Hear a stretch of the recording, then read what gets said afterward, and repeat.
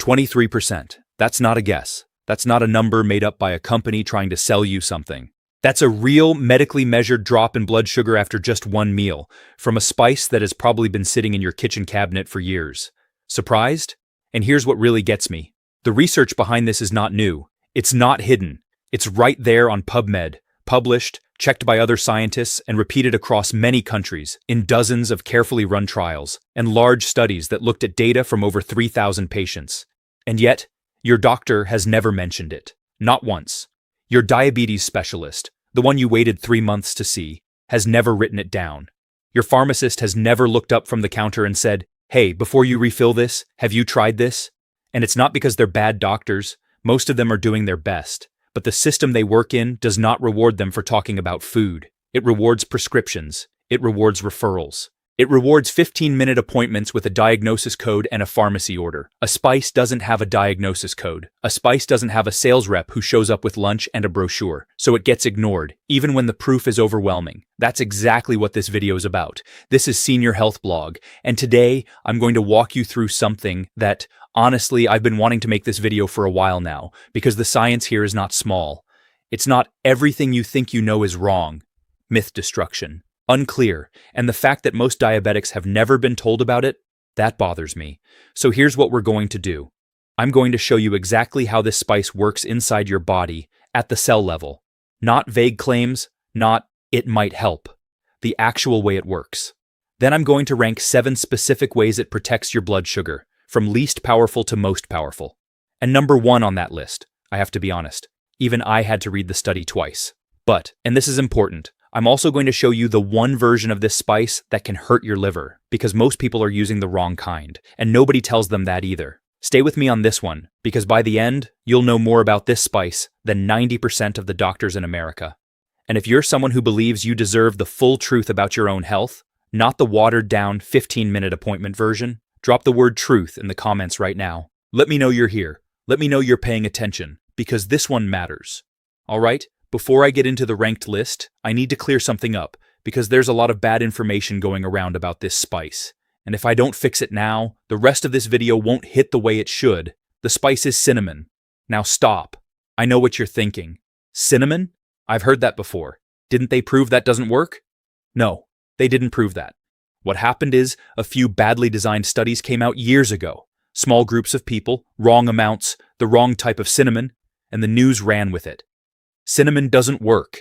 Headlines everywhere. And that was it. Conversation over. Doctors stopped looking. Patients stopped asking. And a spice with real, measurable, repeated effects on blood sugar got put away under old wives' tales. That's not science. That's laziness. Here's what the real research says.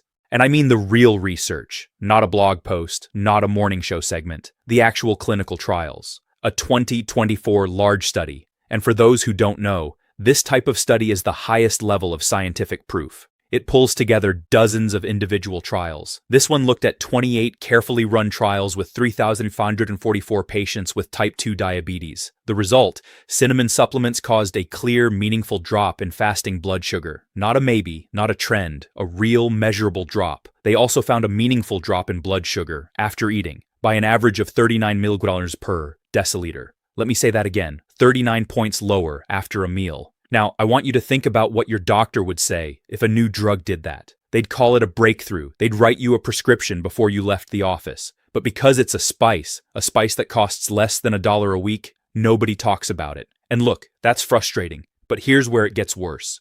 A separate study published in Diabetes Care took 60 people with type 2 diabetes, split them into groups, and gave them 1, 3, or 6 grams of cinnamon per day. Just plain cinnamon. After 40 days, all 3 groups showed a drop in fasting blood sugar of between 18 and 29%. All 3 groups, even the group taking just 1 gram, that's less than half a teaspoon. And the group that got no cinnamon? No change. So let me be really clear here. This is not a folk remedy. This is not something your neighbor heard from a magazine. This is peer-reviewed, placebo-controlled, repeated clinical proof, and you were never told. Now let's talk about why it works, because the way it works, this is the part that changes everything. How it works inside your cells. Okay, here's where I need you to focus, because once you understand this, you'll never look at this spice the same way again. When you eat food, especially carbohydrates, your blood sugar goes up. That's normal. Your pancreas releases insulin. Insulin is like a key. It unlocks the door on your muscle cells and fat cells so sugar can get inside and be used for energy. That's how it's supposed to work. But here's the problem. As you get older, especially after 60, and especially if you have insulin resistance or type 2 diabetes, those doors start to stick. The insulin key is there. It's turning, but the lock is jammed. The technical term is impaired GLUT4 movement. GLUT4 is a glucose transporter. It's the actual doorway on the surface of your muscle cells that lets sugar in. In a healthy, insulin-sensitive person, insulin tells GLUT4 to come up to the surface of the cell. Sugar goes in, blood sugar drops. Done. But in someone with insulin resistance, GLUT4 stays stuck inside the cell. It never makes it to the surface. So sugar stays in the blood and your blood sugar stays high, even though insulin is sending a loud signal to the cell to open up. Now, here's what cinnamon does, and this is not a theory. This has been shown in lab studies published in checked scientific journals. Cinnamon contains a compound called cinnamaldehyde. That's the compound that gives cinnamon its smell and its taste. But it does something else. Cinnamaldehyde turns on a pathway called AMPK, AMP-activated protein kinase.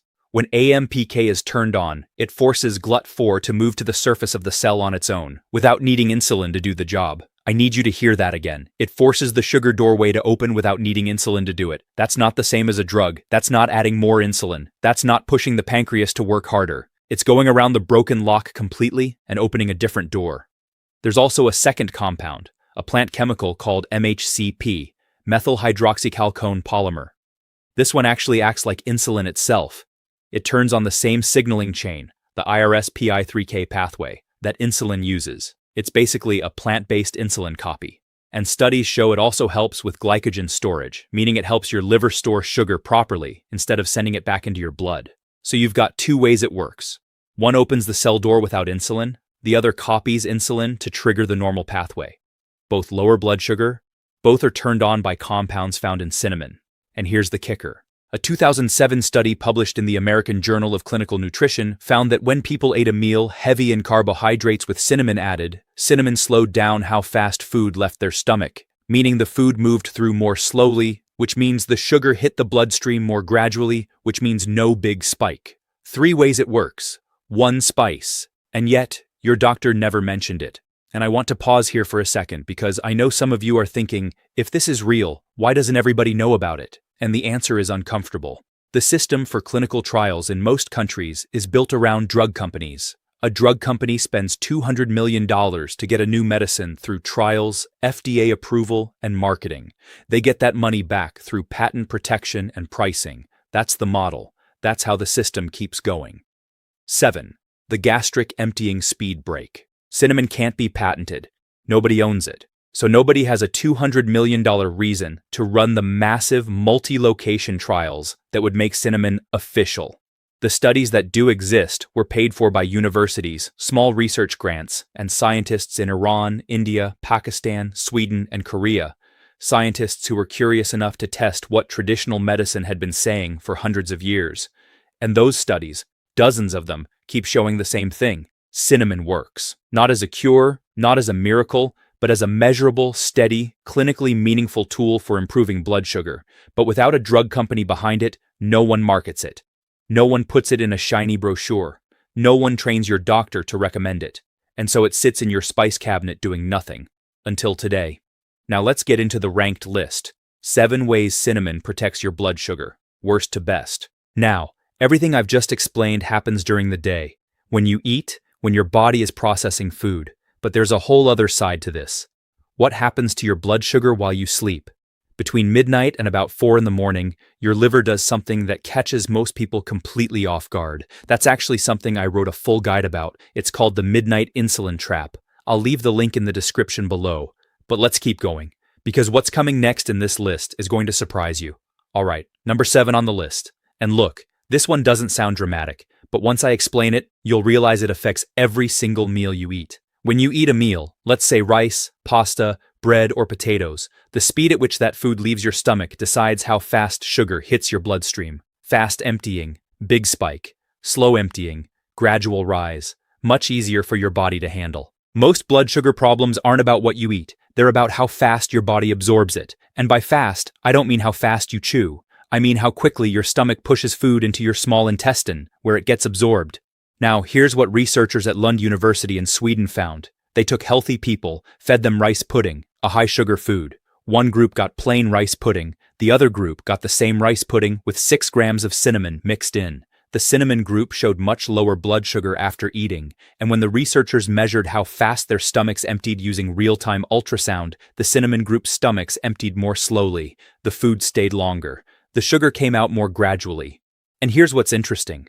The researchers noticed that the blood sugar drop was actually bigger than what the slower emptying alone could explain, meaning cinnamon was doing something else on top of the speed break. That something else is what's coming in the next 6 items. But number 7 alone, slowing down how fast the stomach empties, is something most diabetics would benefit from at every single meal. And nobody tells them. 6. Why your morning number is high. And here's a practical note. You don't need a capsule for this one. You don't need a supplement. Just adding cinnamon directly to your food turns on this effect. Sprinkle it on oatmeal. Stir it into warm water. Mix it into a sauce. The way it was used in this particular study was cinnamon added directly to the food, not taken separately, not as a pill, but as a spice on a meal. That's how easy this is. And yet, most diabetes education programs talk about counting carbs, timing medication, maybe exercise. They never say, add half a teaspoon of this spice to your plate. All right, let's move on, because the next one is about your morning number, and if your fasting blood sugar frustrates you, listen carefully. Number 6. And this one hits close to home for a lot of you. You wake up in the morning, you haven't eaten for 10, maybe 12 hours. You check your blood sugar, and it's high, higher than when you went to bed. And you think, how? I didn't eat anything. I didn't eat. What went wrong? Here's what happened. While you slept, your liver started making sugar on its own. It's called hepatic gluconeogenesis, and it's a survival system. It's your body's way of making sure your brain has fuel overnight. But in people with insulin resistance, the liver makes way more sugar than you need. And by morning, your blood sugar is high, before you've even had breakfast.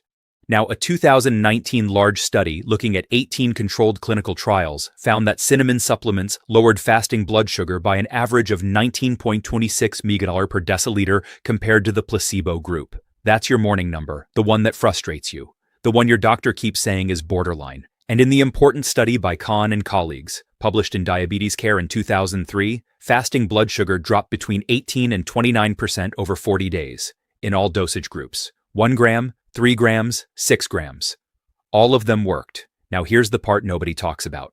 The benefits continued even after the people stopped taking cinnamon. For 20 days after they stopped, their fasting blood sugar was still lower than the group that never took cinnamon. That suggests cinnamon isn't just covering up the problem. It's actually improving the root cause, insulin sensitivity. Something is changing at the cell level, and it takes time to fade. That is not what a sugar pill does. That is what a real, working compound does. And I want to make something very clear here. The wrong reason most people dismiss cinnamon for fasting blood sugar is that they think, well, I'd have to eat cinnamon in the middle of the night for it to affect my morning number. No, that's not how this works. The improvement in fasting blood sugar comes from better insulin sensitivity, not from cinnamon working in real time. 5.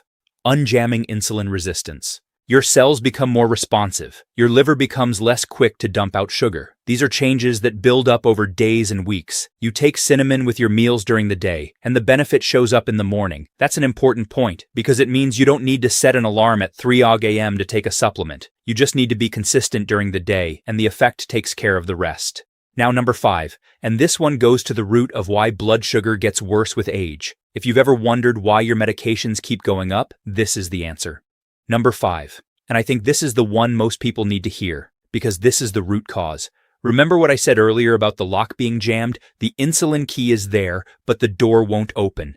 That's insulin resistance, and it's not just a label, it's a real, physical problem at the surface of your cells. Your insulin receptors, the actual protein structures on the outside of your cells that recognize insulin, they get clogged and stop responding the way they should. Now here's what cinnamon's plant chemicals do. And this has been shown in lab studies on both muscle cells and fat cells. Cinnamon's plant chemicals increase the activity of insulin receptor beta. That's the part of the receptor that sits inside the cell and starts the signaling chain. When insulin receptor beta is more active, the whole chain works better. Insulin connects, the receptor fires. GLUT4 moves to the surface. Sugar enters the cell. It's not adding more insulin. It's not forcing a broken system to work harder, it's repairing the system, and there's something else. Cinnamon also blocks a protein called PTP1B, protein tyrosine phosphatase 1B. This is the protein that turns off the insulin signal. Think of it as the off switch. In people with insulin resistance, this off switch is too active. It shuts down the insulin signal too quickly. Cinnamon dials that down, which means insulin's message stays active longer. Your cells have more time to respond. That's two things happening in one ranked item, turning up the receptor and blocking the off switch, both working together to unjam the lock. And the real-world result, in a 2024 crossover trial using continuous blood sugar monitoring, the most sensitive method available, people taking 4 grams of cinnamon daily showed much lower blood sugar levels over 24 hours compared to the placebo group. Not just fasting, not just after meals, all day long. That is what improved insulin sensitivity looks like in real life. And I want you to sit with that for a second, because we talk about insulin resistance like it's a permanent sentence. Like once you've got it, that's it. Your pancreas is failing. Your cells are broken. Take the pills.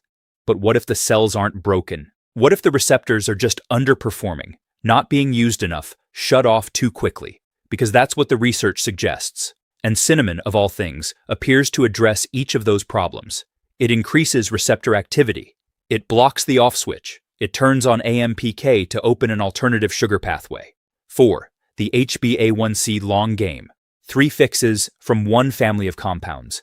Your doctor calls insulin resistance a long-term condition. The research suggests it might be more like a long-term shortage, a shortage of the right signals. And cinnamon provides some of those signals. Not all of them. Not enough to replace medication, but enough to move the needle. And for a lot of people over 60, that needle is the difference between adding a third medication and not. Number 4. And this is the number your doctor actually cares about. HbA1c, hemoglobin A1c. It's the 3-month average of your blood sugar. It tells you not what happened today, not what happened after breakfast, but what your blood sugar has been doing day after day, night after night for 90 days straight. And this is the number that decides whether your doctor increases your medication, whether they add a second drug, whether they start talking about insulin injections. A 2024 large study, the most thorough one to date, pulling together 24 controlled trials, found that cinnamon supplements significantly lowered HbA1c compared to placebo. The average difference was 0.56%. Now, 0.56% might not sound like much, but let me put that in context. Metformin, the most commonly prescribed diabetes drug in the world, typically lowers HbA1c by about 1 to 1.5%. So cinnamon is producing roughly 1/3 to 1/2 the effect of a prescription drug, without the side effects, without the prescription, without the copay. And here's what I want you to understand. Nobody, not me, not this video, is telling you to stop your medication. That is not what this is about. This is about adding a tool, a safe, cheap, food-based tool that moves the needle in the right direction. But the fact that most diabetes specialists don't even mention it as something to use alongside your treatment, that's the part that frustrates me, because the proof is right there. And here's something else that doesn't get talked about: the cost. A 90-day supply of metformin with insurance might cost you $15 to $40 depending on your plan. Without insurance, it's higher. A 90-day supply of Ceylon cinnamon, $6 to $10 for the whole 3 months. Now, metformin does more. It has decades of data. It's a proven drug, and I respect it. But as something added on, as something that chips away at your HbA1c from the other direction, safely, without side effects, at almost no cost, the math is clear. And yet silence from the medical community.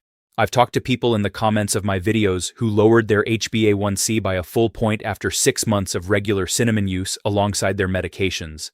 That's a personal story. I know it's not a clinical trial. But it lines up perfectly with what the large studies show, and that matters. Let's move to number 3, and this is the one that answers the question in the title, the 23% drop after one meal. Here's where that comes from. And you know what's interesting? Most of the damage to your HbA1c doesn't happen during the day. It happens at night. Between about 11:30 p.m. and 5:00 a.m., your body goes through changes that most people over 60 have no idea about. The liver releases sugar, cortisol rises, and your blood sugar climbs while you're asleep, completely unaware. That right there is why I wrote The Midnight Insulin Trap. It covers what actually happens to your blood sugar and your blood pressure while you sleep and how to build a simple nighttime routine that works with your body instead of against it. The link is in the description below, but let me keep going because the top 3 on this list are a different level. 3. The after meal shield. Number 3. And this one is the reason the title of this video says after one meal. The 2003 Khan study, the one I mentioned earlier, showed fasting blood sugar drops of 18 to 29% over 40 days.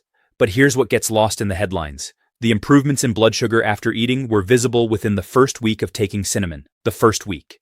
And a separate study, a 12-week trial, found that people taking 1,000 milligrams of cinnamon cassia per day showed an average drop in blood sugar of about 30 milligaules per deciliter, and the researchers specifically noted that the drops became clear within 1 week of starting. Think about what that means. You start on Monday. By the following Monday, your after-meal numbers are already lower. Not dramatically, not dangerously, just noticeably, consistently lower. And here's the thing that makes this different from medication. Medication forces a reduction. It pushes your system. Cinnamon appears to bring back a natural response. It helps your body do what it's supposed to do. There's a difference. One is a crutch, the other is recovery. Now, the wrong reason versus the real reason. Most people think cinnamon lowers blood sugar after meals because it slows digestion. That's partly true. We covered that in number 7. But the real reason is the GLUT4 movement and the insulin receptor improvement I explained earlier. The stomach slowing down is a small part. The change at the cell level is the main event, and the 2024 continuous blood sugar monitoring trial confirmed this. Lower blood sugar peaks, lower 24-hour blood sugar, and less blood sugar variability, meaning fewer spikes and crashes throughout the day. That's not slower digestion, that's better cell function. And practically speaking, what does this mean for your daily life? It means that the bread you had at dinner, the rice, the potato, if you had cinnamon with that meal mixed into the food or taken alongside it, the spike that would normally hit 30 to 60 minutes later is reduced. Not gone, reduced, smoothed out. Your blood sugar rises more gently, peaks lower, and comes back down faster. Over the course of a day, that's 3 meals with lower spikes. Over a week, that's 21 meals. Over a month, hundreds of blood sugar events where your levels stayed closer to normal. And each one of those events matters because it's the spikes, the repeated, daily, meal after meal spikes that cause the long-term damage, the nerve damage, the kidney damage, the eye damage. Not just the high average, but the individual peaks. Cinnamon doesn't get rid of the peaks, but it consistently lowers them from the very first week. All right, number 2. And this is where we cross from useful supplement territory into something more serious, because this is about changing how your genes work. 2. Genetic level reprogramming. Number 2. And okay, this is where it gets serious, because we're not talking about surface level effects anymore. We're talking about gene activity. Studies have shown that cinnamaldehyde, the main active compound in cinnamon, increases the activity of the GLUT4 gene itself. Not just the protein, the gene. The instruction manual inside your cells that tells them how many sugar doorways to build. In one study, muscle cells treated with cinnamaldehyde showed a 3 times increase in GLUT4 mRNA. That means the cells weren't just using the doorways they already had more efficiently. They were building more of them, making brand new doors. And there's more. Cinnamon's plant chemicals have been shown to turn on PPAR gamma, peroxisome proliferator activated receptor gamma. This is the same receptor that a class of diabetes drugs called thiazolidinediones targets.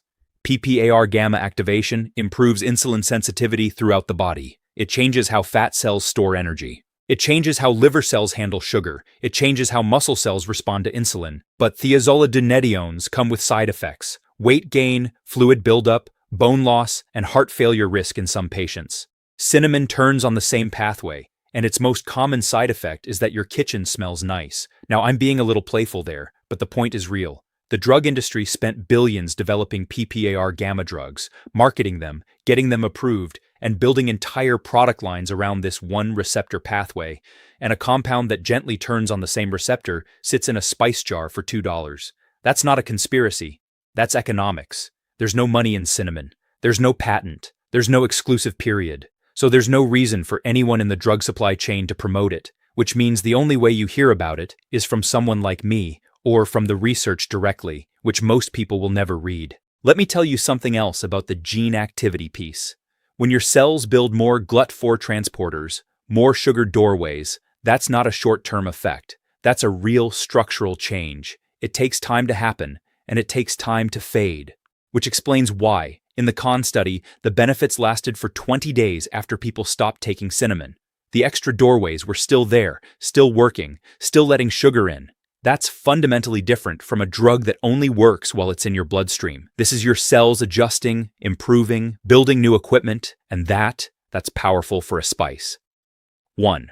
The compound that mimics insulin. Now, number 1. The top of the list. And honestly, this one shook me when I first read it. Now look, I'm not saying cinnamon is as powerful as a pharmaceutical PPAR gamma drug. It's not.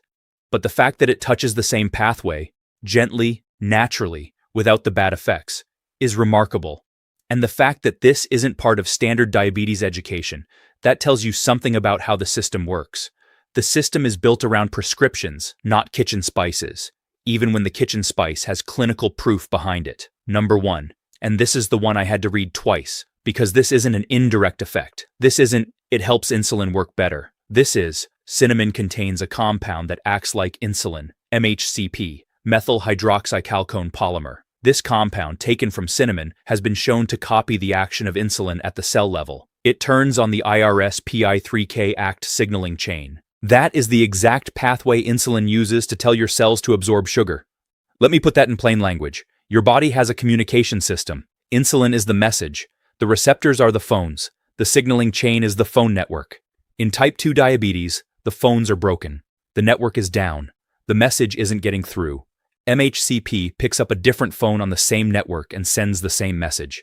It helps cells absorb sugar. It helps with glycogen storage, which is your body's way of storing sugar safely in the liver and muscles instead of leaving it floating in the blood. And it blocks GSK3 beta, glycogen synthase kinase 3 beta, which is an enzyme that stops sugar storage. So it's doing 3 things at once: telling cells to absorb sugar, telling the liver to store sugar, and removing the block that gets in the way of storage. That is why a 23% drop after one meal is possible. It's not one thing happening. It's a chain reaction, multiple pathways firing at the same time, all from a compound that exists naturally in a spice you can buy for $2 at any grocery store in America. And look, I need to be careful here, because I don't want you to hear this and think, great, I'll throw away my metformin. No, absolutely not. Cinnamon is not a replacement for medication. It's something that works alongside your treatment plan to give your body an extra advantage. But the fact that most diabetics don't even know this option exists, that's not okay. And let me put this in perspective.